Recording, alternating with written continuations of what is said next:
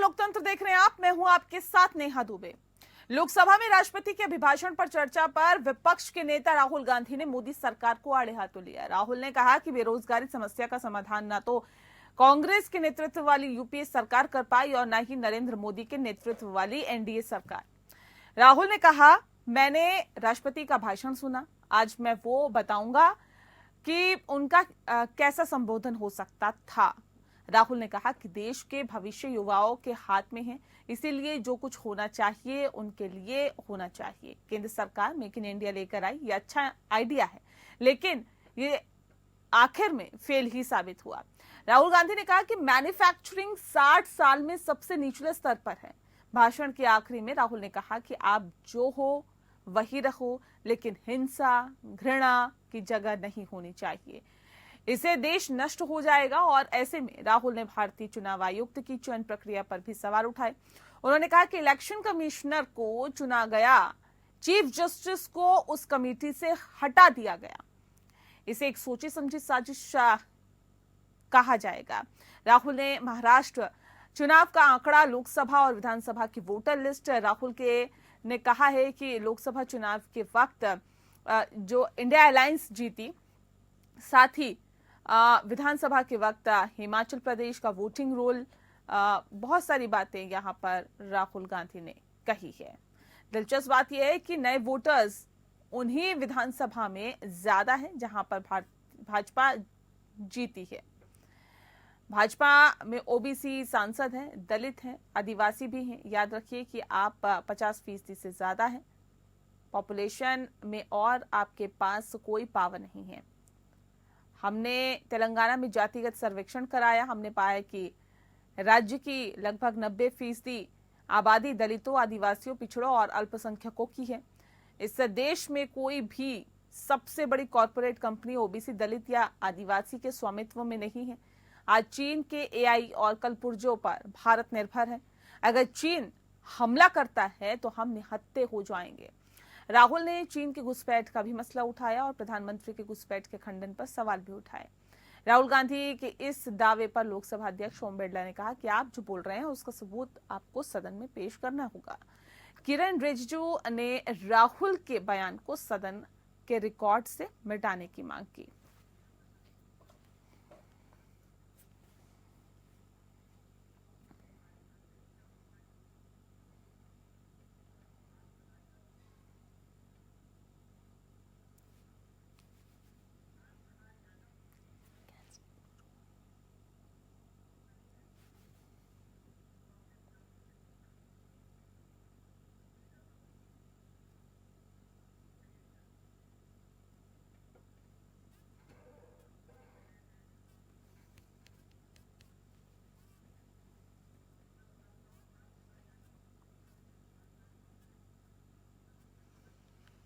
जी, आपको बता दें कि राहुल गांधी ने चीन का मसला भी उठाया और घुसपैठ का मसला भी उठाया और प्रधानमंत्री के घुसपैठ के खंडन पर सवाल भी उठाए। बता दें आपको कि राहुल गांधी के इस दावे पर लोकसभा अध्यक्ष ओम बिरला ने कहा है कि आप जो बोल रहे हैं उसका सबूत सदन में पेश करना होगा।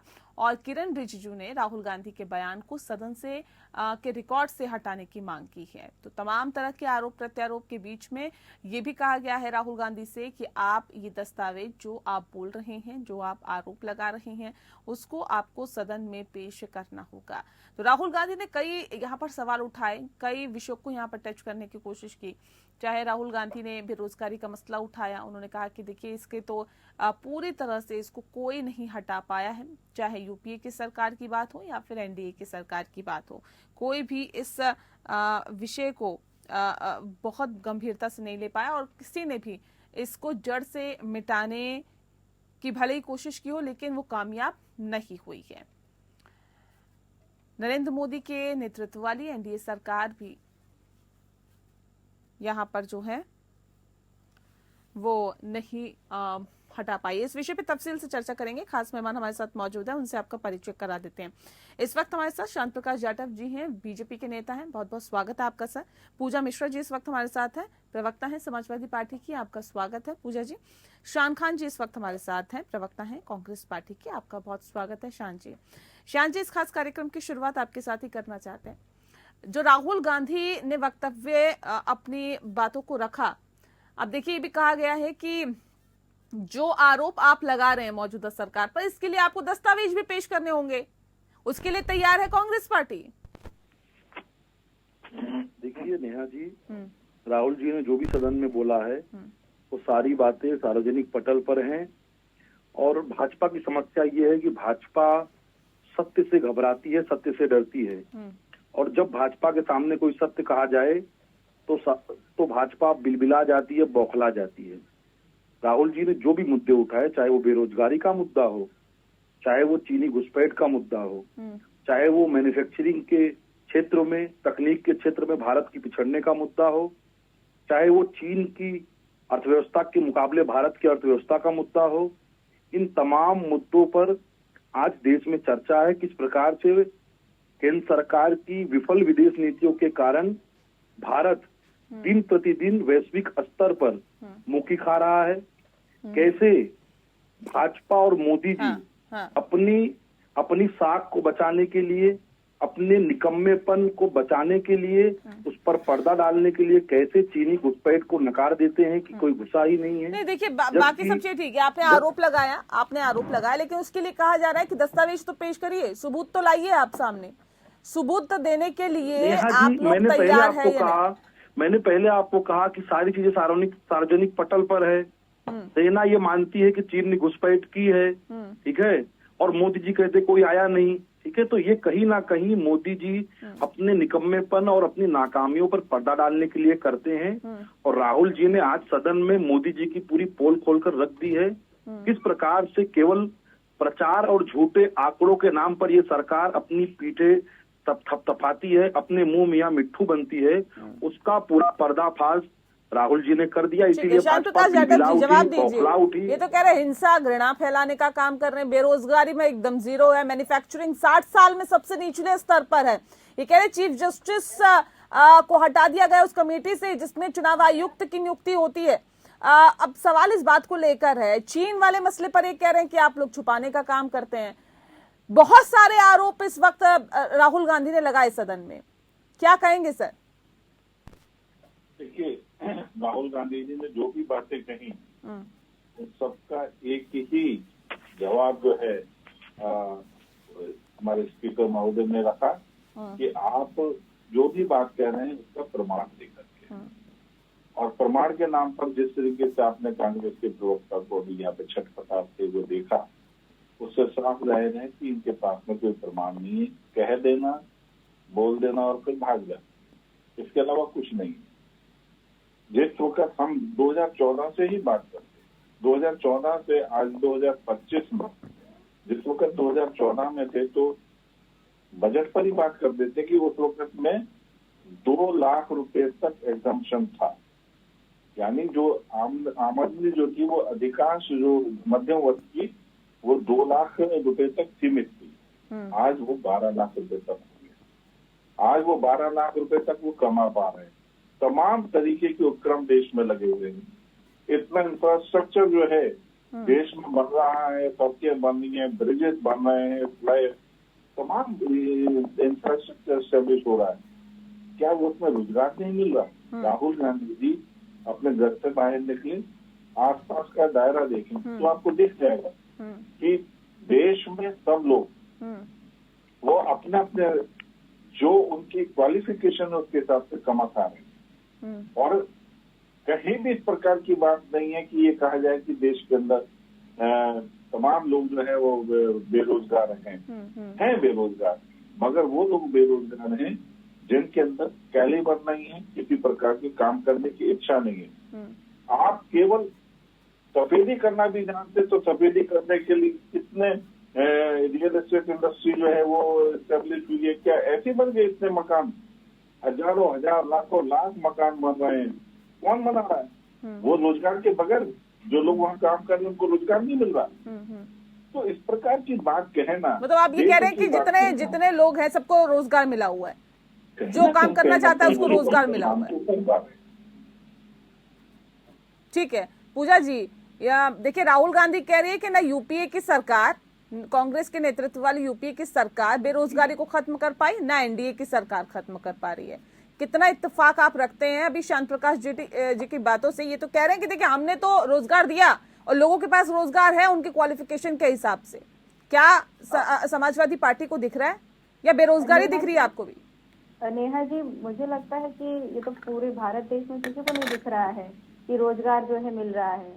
ये मुझे लगता है कि माननीय उत्तर प्रदेश के मुख्यमंत्री से प्रेरित हैं कि जैसे माननीय उत्तर प्रदेश के मुख्यमंत्री कहते हैं कि रोजगार उनको नहीं मिल रहा है जो है क्वालिफाइड नहीं है, जिनके पास में वो कह सकते हैं ना कैलिबर नहीं है। एजुकेशन तो है बट उनके पास कैपेबिलिटी नहीं है, इसलिए उनको रोजगार नहीं मिल रहा है। बाकी जिसके पास में कैपेबिलिटी है उसको रोजगार दिया जा रहा है। पर अगर आप हकीकत में चले जाएंगे तो आपको पता चलेगा कि अभी देश का युवा बेरोजगार है। अगर बेरोजगार नहीं होता नेहा जी, तो आप खुद देखिए, चाहे वो उत्तर प्रदेश हो, चाहे वो मध्य प्रदेश हो, चाहे बिहार हो, चाहे बीपीएससी हो, चाहे यूपीएससी हो, चाहे यूपीपीएससी हो, चाहे मध्य प्रदेश का जो है आपका वो एग्जाम्स होते हैं, कॉम्पिटिटिव एग्जाम्स होते हैं, सब में जाकर के छात्र सड़कों पर रहे। ये बेरोजगार तो छात्र थे और आप कह रहे हैं कि ये जो है क्वालिफाइड नहीं है इसलिए इसको रोजगार नहीं दिया गया हुआ है।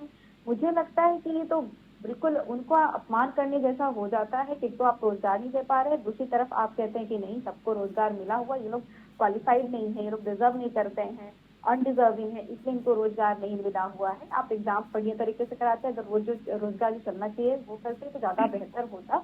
अगर ये रोजगार की बात कर रहे हैं, हालांकि रोजगार की बात करने लायक है नहीं, सरकार रोजगार नहीं दिया हुआ है, अगर दे रहे हो तो जो इकोनॉमिकल डिस्पैरिटी आएगी, वो इकोनॉमिकल डिस्पैरिटी इतनी आती कैसे? आपको भी पता है कि नेहा जी, अगर भारत देश में देखा जाए तो 10% लोगों के पास में भारत की 77% संपत्ति का हिस्सा है, जबकि वो टैक्स 20%। बाकी जो जनता है वो जो है 80% का टैक्स पे करते हैं। उसके पास संपत्ति का हिस्सा आपको समझ में आ रहा है कितना परसेंट है, 20% की प्रॉपर्टी जो है उनके पास में संपत्ति का हिस्सा है। फिर रोजगार के मामले में तो बिल्कुल तरीके से फेल है। और एक बात और जो राहुल गांधी जी ने कही ना, चाइना वाली बात सही है कि आदमी ने तो खुद एक्सेप्ट किया हुआ है ना कि जब चाइना जो है आप बताइए, सोनम वांगचुक जी यूं ही प्रोटेस्ट कर रहे थे, उनको प्रोटेस्ट करने के लिए आपने स्पेस भी नहीं दिया। जब वहाँ के जो सभी आपका ही तारीफ किया करते थे, उसके बाद में वो आपके अगेंस्ट ही प्रोटेस्ट कर रहे हैं और ये बता रहे हैं कि वहाँ पे पड़ोसी देश वॉक इन कर चुका हुआ है, आने के बाद में वहाँ पे गांव बसा लेते हैं। फिर क्या होता है कि फिर हमारी जो है सेना अपने ही देश में, अपने ही बॉर्डर से पीछे जाती है, तब जाकर के चाइना जो है हमारे देश से बाहर जाकर के बॉर्डर पर जो वो इतना लैंड है वो तो खाली छोड़ दिया गया हुआ ना, कि वो चाइना वाले अंदर आए तो जाकर के छोड़े, उनकी रहमो करम पे हो गया है कि वो ठीक है बॉर्डर पे चले गए हुए, और हम अपने देश में बॉर्डर के बजाय हम बॉर्डर से पीछे आ गए हुए हैं। तो ये तो सच्चाई है। अब इसको पाते चले जाएंगे तो पब्लिक डोमेन में है और सबको पता है, और जो जहाँ के वहाँ के नेटिव्स है उनको और क्लियरली पता हो, चाहे वो अरुणाचल प्रदेश की बात हो, चाहे वो जो है लेह लद्दाख की बात हो, चाइना एंटर कर रहा है। और आपको पता हो कि जो विदेश मंत्रालय मंत्री वो कहते हैं कि हम क्या चाइना से जाकर के लड़ सकते हैं क्या? हम नहीं लड़ सकते हैं उनसे चाइना से कि जाए और आज डिसीजन लेने लड़े। ठीक है, शांत प्रकाश जी जवाब दीजिए। कह रहे देखिए नेशनल इश्यूज पर भी कहीं नहीं है सरकार, बेसिक इश्यूज पर भी कहीं नहीं है। क्या बात कर रहे हैं? फिर आपके जो मिनिस्टर गलत बोल रहे हैं क्या? अभी भी हमारे विदेश मंत्रालय ने ऐसा नहीं कहा कि हम कमजोर पड़ रहे हैं चाइना के सामने।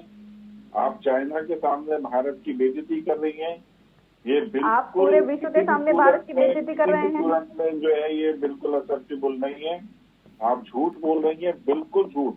हमारा विदेश मंत्रालय, हमारा जो है क्या नाम है डिफेंस मंत्रालय किसी भी सूरत में चीन के सामने अपने आप को खुद को कमजोर नहीं कह रहा है, और कहीं भी किसी भी प्रकार की जो एनक्रोचमेंट की जो बात करी जा रही है वो भी बिल्कुल झूठ है। मुझे लगता है कि आपको जो है जयशंकर जी के बयान को सुनने चाहिए। नहीं, गलत बोल रहे हैं। बिल्कुल कहा हुआ है कि हम जाकर के वहाँ पे लड़ सकते हैं। हमारी आर्मी से तो नहीं कि हम इस फाइटिंग में चले जाएं। और ये भी सच्चाई है कि हम अपने ही देश में अपने बॉर्डर को छोड़ करके पीछे आ रहे हैं, तब जाकर के चाइना मेहरबानी कर रहा है कि ठीक आप अपने देश में अपने बॉर्डर को छोड़ के पीछे आ रहे हो। आपको शर्म नहीं आ रही है? मेहरबानी आपको शर्म आ रही है क्या? देश के प्रधानमंत्री को शर्म आती है क्या? आप देश के प्रधानमंत्री को शर्म नहीं आती है? झूठ बोलते बस। और आपको शर्म आ रही है? एक सेकंड प्लीज ऐसे नहीं, वहाँ तो नहीं बॉर्डर कैसे डिसाइड होगा? ये पूजा जी ये किसने डिसाइड कर लिया कि बॉर्डर है कहाँ? वहाँ तो कुछ नहीं, ऐसा आप हमारी सेना का अपमान बॉर्डर कर रही हैं। बॉर्डर वाले कुछ ऐसी चीज है क्या वहाँ पर एलओसी पर? अपमान नहीं कर रहे हैं, ये LOC आपस लेकर के चल रहे हैं, किसी का अपमान नहीं कर रहे हैं। सच्चाई बोलो तो अपमान नहीं, आप नहीं हो जाता अपमान है। कर रही हैं, सेना का सच्चाई अपमान कर रही हैं। करेगा, आपको होश नहीं है कि आप सच्चाई राजनीति में खोल कौन क्या रही करेगा, हैं? आप ये बताइए। चलिए ठीक है, मैं शांत जी का रुख करती हूँ। मैं शांत जी, सवाल इस बात को लेकर है, देखिए चीन के बीच अब सवाल इस बात को का भी है कि राहुल गांधी जब ये कहते हैं कि सरकार एक अच्छा आइडिया लेकर आई, मेक इन इंडिया का आइडिया बहुत अच्छा था, लेकिन वो भी फेल साबित हो गया। सरकार तो कह रही है कि उस पर हमने बहुत काम किया, लोगों को बहुत फायदा मिला, युवाओं को बहुत फायदा उससे मिला, आपने उसको बिल्कुल ही फेल करार दे दिया। देखिए, भाजपा कोई भी नारा देती है शांत, ना, मैं आ रही हूँ, शांत प्रकाश जी आ रही हूँ, एक सेकंड, शांत खान जी से है मेरा सवाल जी। देखिए भाजपा कोई भी नारा देती है ना, तो उस नारे के पीछे एक ठगी होती है, उस नारे के पीछे एक धोखा होता है, एक पाखंड होता है। मेक इन इंडिया का जो नारा था, उसके पीछे केवल चंद उद्योगपतियों, धन्ना सेठों को लाभ पहुंचाने का काम किया गया, उनकी तिजोरियां भरने का काम किया गया। यदि सच में वास्तव में यदि कुछ हुआ होता तो वो जमीन पर दिखाई देता, धरातल पर दिखाई देता। आज बेरोजगारी की स्थिति आप देख लीजिए, आज विनिर्माण क्षेत्र की जो हमारी विकास दर है उसकी स्थिति आप देख लीजिए। तो यदि देश में कुछ बेहतर हुआ है तो वो आंकड़ों में क्यों नहीं दिखाई देता? तो पता ये चलता है कि देश में केवल प्रचार और झूठ के अलावा तो वो इसमें क्यों नहीं दिखाई देता? क्योंकि यहाँ पर तो अगर हम देख रहे हैं आपकी जहां पे सरकारें सिमटता जा रहा है आंकड़ा, जहां भारतीय जनता पार्टी के सरकारें वो बढ़ता जा रहा है आंकड़ा। अगर देश में सब कुछ सही नहीं है, सब कुछ गड़बड़ है, तो ये स्थिति क्यों है सर? नेहा जी, यदि डॉलर के मुकाबले रुपया सिकुड़ रहा है तो उसके लिए कौन सी राज्य सरकार जिम्मेदार है, बताइए आप मुझे। यदि डॉलर के मुकाबले रुपए की स्थिति बद से बदतर हो चुकी है, पहले वो आईसीयू में हुआ करता था, वो शमशान घाट पहुंचने वाला है, तो उसके लिए कौन सी राज्य सरकार जिम्मेदार है, आप बता दीजिए। कांग्रेस वाली राज्य सरकार जिम्मेदार है या भाजपा वाली राज्य सरकार जिम्मेदार है, आप बताइए। नहीं, जनता को नहीं समझा पा रहे हैं ना आप बता रहे हैं संसद में कि मैन्युफैक्चरिंग 60 साल में सबसे निचले स्तर पर है, लेकिन कैसे ये जनता को नहीं समझा पाए? ना 2014 के चुनाव में, ना 2019 के चुनाव में, ना 2024 के चुनाव में। नेहा जी, चुनाव परिणाम किसी भी सरकार के काम पर उसको जस्टिफाई करने के लिए नहीं होता है। अच्छा, किस लिए होता है? हाँ, चुनाव जीत गए इसका अर्थ ये नहीं कि आपने जो किया सब कुछ सही किया। नहीं, मुझे बताइए ना बिल्कुल भी कि नहीं होता आपके है, काम ठीक है के ना? आधार पर जनता आपको दोबारा मौका देती है या नहीं देती है? नेहा जी, आप मेरी बात सुनेंगी या नहीं सुनेंगी? मैं तो सुन ही रही हूँ। यदि आपको नहीं, ये भाजपा 2019 का चुनाव जीत गई और भाजपा 2024 में सरकार बना ली, तो इसका अर्थ है कि भाजपा ने जो भी पाप किए सब माफ हो जाएंगे क्या उनके? आप बताइए मुझे। यदि चुनाव जीतने से सारी सरकारों के पाप माफ हो जाते हैं, तो फिर आप नेहरू जी को क्यों कोसते हो? फिर आप इंदिरा जी को क्यों कोसते हो? उनको तो लोगों ने वोट देकर जिताया था, फिर क्यों कोसती है भाजपा उनको? तो ये तो नहीं होता ना। कोई सरकार हो, चुनाव जीतना इस बात का कोई प्रमाण पत्र नहीं है कि वो सरकार अच्छा काम कर रही है। चुनाव में एक अलग प्रचार होता है। भाजपा हमेशा झूठ का सहारा लेके लोगों को भ्रमित करती है, धर्म का सहारा लेती है, सांप्रदायिकता का सहारा लेती है। ये तो बताइए, मेक इन इंडिया कैसे खराब है, कैसे जीरो? देखिए नेहा जी, आप अगर मुझे बोलने देंगी तो मैं आपको बताऊंगा कैसे खराब है। आप बीच बीच में टोक देंगी तो नहीं। बोल रहे हैं, आपसे ही मैं पूछ रही हूँ। फिर वही बात, लगातार तो आप बीच बीच में आपने क्या कहा कि राज्य सरकारों में सिमटता जा रहा है, तो मैंने पूछ लिया आपसे कि डॉलर के मुकाबले रुपया सिकुड़ रहा है तो राज्य सरकार जिम्मेदार है, तो आपके पास कोई उत्तर नहीं था। पूछिए सर, देश की जनता को समझाइए। तो वही बात है ना कि आप राज्य सरकारों को कैसे दोषी ठहरा सकती हैं? नोटबंदी राज्य सरकार ने की थी। सर, मैं कौन होती हूँ दोषी ठहराने वाली? मैं सुन लीजिए ना नेहा जी, मैं तो सवाल पूछ सकती हूँ आपसे, सवाल पूछने का अधिकार है मेरा। तो सिर्फ प्रश्न ही पूछेंगे या उत्तर भी लेंगी? नहीं, उत्तर भी दीजिए ना सर। हाँ, तो उत्तर दे पा रहे हो तो दे दीजिए। अरे तो बोलने तो दीजिए आप मुझे। बोलिए। देखिए, मेक इन इंडिया यदि कुछ सही ढंग से हुआ होता, यदि उसका परिणाम देश में कुछ दिखा होता, तो वो आंकड़ों में दिखाई देता। विनिर्माण क्षेत्र में उसकी वृद्धि देखी जाती, बेरोजगारी कम हुई होती, डॉलर के मुकाबले रुपया मजबूत हुआ होता। किंतु आज देश में स्थिति क्या है? डॉलर के मुकाबले रुपया सिकुड़ता चला जा रहा है। एक समय पे नरेंद्र मोदी जी ने कहा था कि डॉलर के साथ प्रधानमंत्री जी की प्रतिष्ठा जुड़ी होती है। जब रुपया कमजोर होता है तो प्रधानमंत्री की प्रतिष्ठा भी कमजोर होती है। तो सबसे कमजोर प्रतिष्ठा वाले प्रधानमंत्री तो नरेंद्र मोदी जी हैं। ठीक है, शांत प्रकाश जी जवाब दीजिए। देखिए, बहुत बड़ा सवाल उन्होंने उठाया है। ये डॉलर में सब्जी खरीदते हैं क्या? ये डॉलर में जाके राशन खरीदते हैं, आप डॉलर करते हैं। मूर्खता वाली बात मत कीजिए जाटव साहब, मूर्खता वाली बात मत कीजिए। मोदी के पुराने भाषण सुन लीजिए। ये कौन सी मूर्खता वाली बात हुई कि डॉलर में खरीदते हैं? ये कौन सी बात हुई? यानी आप डॉलर के मुकाबले रुपए को बिल्कुल बर्बाद कर दोगे। गजब की आपकी अर्थव्यवस्था का ज्ञान है आपका। मालूम कुछ नहीं है तुम्हें। 39 देशों में भारत को रुपया ट्रांजेक्शन हो रहा है। अभी जिस तरीके से यूक्रेन और इसके रूस के साथ में जो युद्ध चल रहा है उस वक्त में जितना भी पेट्रोलियम जो वहां से आया है रशिया से, रूस से, वो सारा पैसा जो है भारतीय करेंसी में जो है ना ट्रांजेक्शन। फिर डॉलर इतना मजबूत क्यों हो रहा है? जब इतनी अच्छी नीति है आपको तो फिर डॉलर इतना मजबूत क्यों हो रहा है? बताइए। तुम डॉलर के नाम पे कूदते रहना, क्योंकि डॉलर में तुम्हें कुछ नहीं पता है। आप भी मोदी की तरह कुछ नहीं जानते हो। मोदी जी की तरह आपका भी ज्ञान कुछ नहीं है। आपको पता कुछ नहीं है कि डॉलर के मुकाबले रुपया क्यों ढुलक रहा है। चुप। और देखो, हम जिस वक्त 2014 में हमने सत्ता संभाली उस वक्त में 100% मोबाइल का प्रोडक्शन विदेशों में होता था। मोदी जी का भाषण आपको याद है नहीं जाता था? आप बता दीजिए उन्होंने क्या कहा था। उन्होंने क्या कहा था डॉलर और रुपए के संदर्भ में? आप बता दीजिए। पता कुछ है नहीं। अरे पता क्यों नहीं? मोदी जी का भाषण याद है आपको? नहीं याद है? डॉलर में मिलता है इसलिए डॉलर पे परेशान हो है। अरे मोदी जी ने क्या कहा था यूपी सरकार के समय? ये लो मैं लगा दे रहा हूँ, सुन लो आप। तुम उसकी चिंता करो। बैठे बैठे मैं डॉलर पे ये सुन लीजिए। वो डॉलर में आ रहा है, वो कम नजर आता तुम्हें। और ये डॉलर और बुरा हालत होने वाली है, क्योंकि हमें डॉलर की चिंता नहीं है। हम जब अपना ट्रांजेक्शन कर रहे हैं तो हम ठीक है। देखिए यहाँ पे ये भी शान जी प्लीज उस क्लिप को बंद करिए। देश ने देखा है क्या बोला था प्रधानमंत्री ने, लेकिन ये भी आरोप आप लोगों पे लगे हैं कि हिंसा घृणा की जगह देश में नहीं होनी चाहिए। भारतीय जनता पार्टी ने फैलाने का काम किया है। चुनाव आयुक्त की नियुक्ति पर भी सवाल उठाए। सिखों को दिल्ली में जलाने का काम कांग्रेस ने किया है। घृणा और हिंसा किसे कहते हैं ये इनको अच्छी तरह पता है। जो दिल्ली में इन्होंने हिंसा की थी, सिखों को जिंदा जलाया था टायर डाल करके, उसे हिंसा कहते हैं। ये इन्होंने की। इनके समय में 638 से ज्यादा सांप्रदायिक दंगे हुए। 2-2 महीने तक कर्फ्यू लगा करता था कांग्रेस के समय में, हमने देखा है। हिंसा की बात ये कर रहे हैं, हिंसा की बात ये बिल्कुल ना करें, क्योंकि ये हिंसा पर ही तो कुछ हुई इनकी राजनीति। इसलिए हिंसा, ये हिंसक स्वयं है।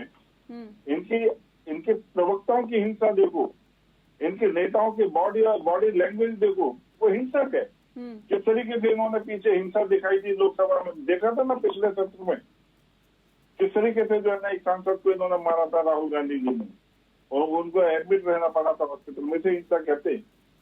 इसलिए हिंसा का उपदेश न दें। हम हिंसा से बात करते हैं और हम देश की प्रगति में काम कर रहे हैं। एक दूसरे पर ही हिंसा घृणा फैलाने का आरोप लगाया जा रहा है। पूरी दुनिया में अपना परचम फहरा रही है। ठीक है शांत प्रकाश जी। नेहा जी, वो अभी डिबेट में बिल्कुल क्लियर हो गया। भाजपा के प्रवक्ता ऐसे बात कर रहे थे जैसे कि भाई राजशाही है इनकी, तुम चुप रहो, तुमको कुछ नहीं पता है। अरे $2 का कहाँ कंपेरिजन हो जाता है। ये दिखाता है कि इनको घमंड किस चीज का है और कितना घमंड चूर होकर के रखे हुए कि भाषा की मर्यादा भूल जा रहे हैं। अगर डिस्कशन हो रहा है कि अरे रुपए में ट्रांजेक्शन हो रहा है, महंगाई आपने महंगाई कम किया हुआ है। देखिए बर्दाश्त होता नहीं है, वो दिख रहा है। हिंसा की बात कर रहे हैं। आइए महाकुंभ में आपको जो है लाखों के ऊपर से फूल को वर्षा करते हैं, लोगों को परेशान करके छोड़ देते हैं। आप बात करते हैं सारे अभी तक मणिपुर जल रहा है, किस मुंह से बोल देते हैं हमें नहीं समझ में आता है। जब ये सारी बात बोलने लग जाते हैं तो बोलते हैं, मतलब बिल्कुल भूल जाते हैं क्या कि हमने क्या किया हुआ है। देखिए रेहा जी, जो राहुल गांधी जी ने कहा अपने भाषण में वो बिल्कुल सही चीज थी। और ये भाजपा सरकार जनता के बीच में सारी चीजें हैं। और नेहा जी, मैं क्षमा चाहूंगी, मेरी दूसरी डिबेट है। जी ठीक है। बहुत शुक्रिया आप सभी मेहमानों का हमारे साथ इस खास चर्चा में शामिल होने के लिए। लोकतंत्र में फिलहाल के लिए इतना ही। नमस्कार।